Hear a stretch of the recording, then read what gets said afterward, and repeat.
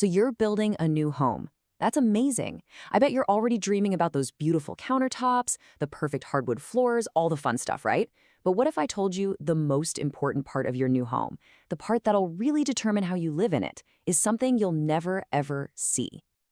Yeah, I'm serious. What if your long-term happiness in that house has less to do with the paint colors and more to do with what's hiding behind the drywall?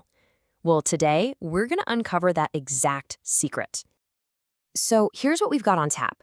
We're going to talk about the invisible foundation of your home, then we'll dive into its data highway. After that, we'll see how it all comes together for smarter living and better security. And stick around, because by the end, I'm going to give you a simple rule that could literally save you thousands of dollars. All right, let's jump right in. Section 1, the invisible foundation. And no, I'm not talking about the concrete your house is built on. I'm talking about the tech infrastructure, the stuff that powers everything in a modern home. I absolutely love this analogy. Think about it. It's like the digital plumbing of your house. You wouldn't want your water pipes to start leaking or get clogged after just 5 years, right? Well, it's the same idea. You want to set this stuff up once and then just forget about it for decades. Okay, so let's bust a huge myth right off the bat. So many people think, oh, it's wireless. That means I don't need any wires, right? Wrong. The reality is, that super strong, crazy fast Wi-Fi you want, it doesn't just come from thin air. It relies completely on a strong, wired backbone hidden inside your walls. And that's the perfect lead into our next section, your home's data highway. Yep, we're talking about the actual physical cables that make a truly modern connected home actually work. The solution, and this is the key term here, is something called structured wiring. Now, this isn't just a jumble of cables running everywhere. Oh no, it's a super organized system. Think of it like the central nervous system for your house.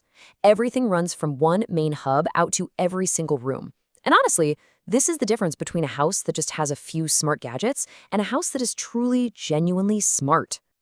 And check this out, because the type of wire you use is a huge deal. See that old standard Cat5E? Using that today is like building a brand new superhighway, but only giving it one lane. It makes no sense. The new standard, Cat6A, is 10 times faster. If you use that old stuff, you are literally building a data bottleneck into your brand new home from the very first day. It's crazy.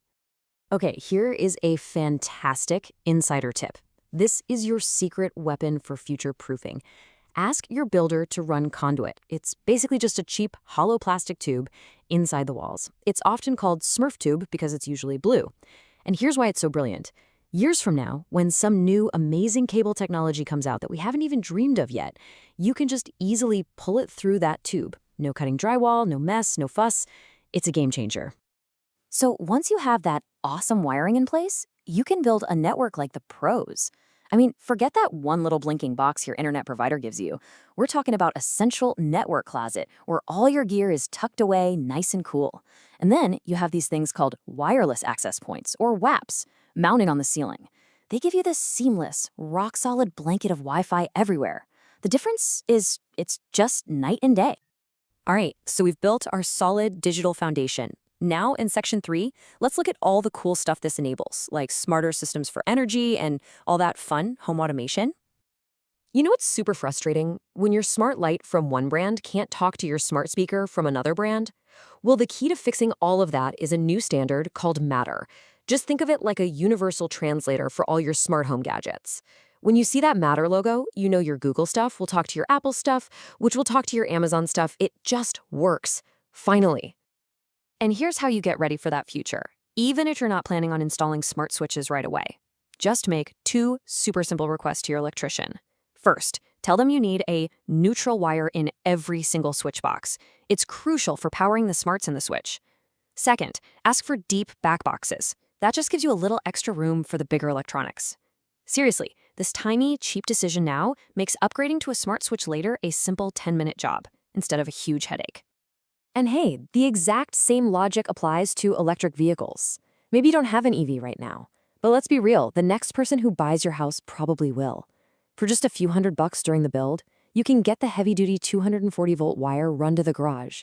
Then they just pop a blank plate on the wall. The wire's just sitting there, waiting, ready for a charger whenever you or a future buyer decides it's time. Okay, on to Section 4, security, privacy, and control.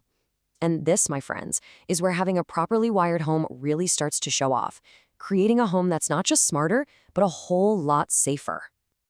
So there's this amazing technology called Power over Ethernet, or PoE.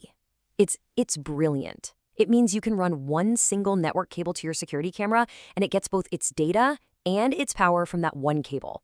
And you know what that means? No more batteries. You will never, ever have to climb up a wobbly ladder to change a camera battery again. Ever. This wired setup also gives you something incredibly important: total control over your privacy. Think about it. With most wireless cameras, your private video footage is being sent to the cloud, stored on some company's server somewhere. But with a wired system, you can use what's called a network video recorder, or NVR. It's just a hard drive that sits in your house. All your video is stored locally, completely private. And get this, it even keeps recording if your internet connection goes down. Okay, listen up, because this is another one of those crucial insider tips. There is a meeting you have to schedule during your build. It happens before a single sheet of drywall goes up, and it might just be one of the most important moments of the entire process. It's called the low voltage walkthrough. This is your final checkpoint. It's your absolute last chance to walk through the house and make sure every single cable for your TVs, your cameras, your Wi-Fi, your computers is in the perfect spot. I mean it, walk through every single room. And here's a pro tip. Take pictures of everything with your phone. Get photos of what's inside the walls so you have a record forever. Because once that drywall goes up, that's it. Making a change goes from easy and cheap to a massive, expensive pain. And that brings us perfectly to our final section. And honestly, if you forget everything else I've said today, please remember this one thing. I call it the $50 versus $500 rule. So picture this. Your home is being built. The walls are just open studs. To run one single high-quality tech cable to any room you want costs about $50. 50. That's it. Now, what happens a year later? The drywall's up, it's all beautifully painted, and you realize, oh man, I wish I had a network port here.